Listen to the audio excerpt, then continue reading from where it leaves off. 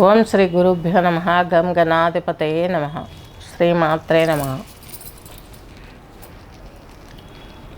September 2nd పక్షం 16వ తేదీ నుంచి 31 వరకు ఉన్నటువంటి మాస ఫలితాలు యొక్క పక్ష ఫలితాలలో అంతర్భాగంగా తీసుకున్నట్లయితే శని వచ్చేసి మనకు మీనరాశిలో ఉన్నారు, రాహు వచ్చేసి కుంభరాశిలో ఉన్నారు, అలాగే కుజుడు వచ్చేసి తులారాశి, రవి బుధులు వచ్చేసి కన్యారాశి, శుక్రుడు కుజుడు కేతువు కలిసి సింహరాశి, గురువు వచ్చేసి మిథున రాశి సంచారం చేస్తున్నారు. వాళ్ళు ఇక్కడ ఎవరు ఏ గ్రహం ఏ రోజు ఏ రాశిలోకి వస్తుందో చూసినట్లయితే 19న ఈ యొక్క కుజరాశి తులారాశిలోకి కుజగ్రహం తులారాశిలోకి వస్తుంది.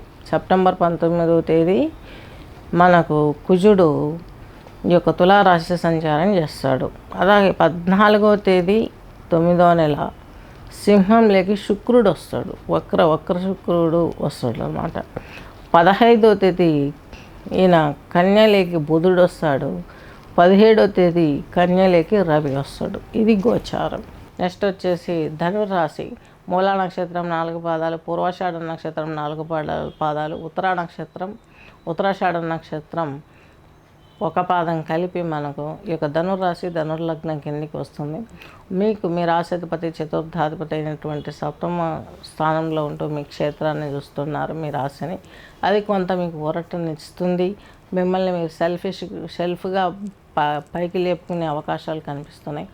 కానీ అర్ధాష్టమ శని ప్రభావం మూలకంగా మీరు కొంచెం ఇబ్బందులు పాలయ్యే అవకాశాలు స్పష్టంగా గోచరిస్తున్నాయి. కాబట్టి దాని నుంచి బయటపడాలంటే ముందు మీరు చేసుకోవాల్సిన పూజలు పునస్కారాలు, శనికి తైలాభిషేకాలు, అలాగే ఈశ్వరునికి రుద్రాభిషేకాలు చేయించుకున్నట్లయితే చక్కగా మీ జీవితం బాగుంటుంది. మీ లగ్నాధిపతికి బలం వస్తుంది ఈశ్వర రుద్రాభిషేకం.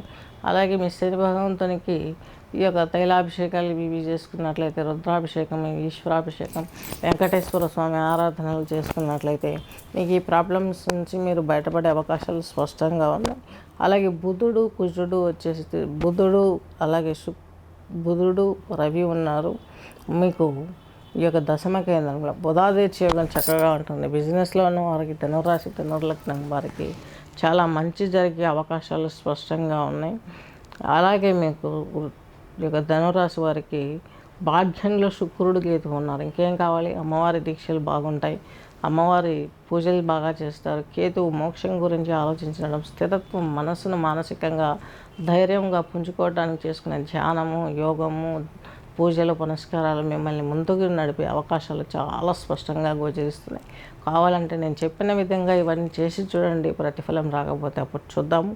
చక్కగా మీరు జాతకం చూయించుకొని యోగముద్ర, రాగము ఇవన్నింటిని కూడా చూసుకున్నట్లయితే చక్కని భవిష్యత్తు మిమ్మల్ని మీరే తీర్చిదిద్దుకునే అవకాశాలు చాలా స్పష్టంగా గోచరిస్తున్నాయి. అలాగే రాజకీయ రంగంలో ఉన్న వారికి, సినీ ఇండస్ట్రీ రంగంలో ఉన్న వారికి బాగుంటుంది.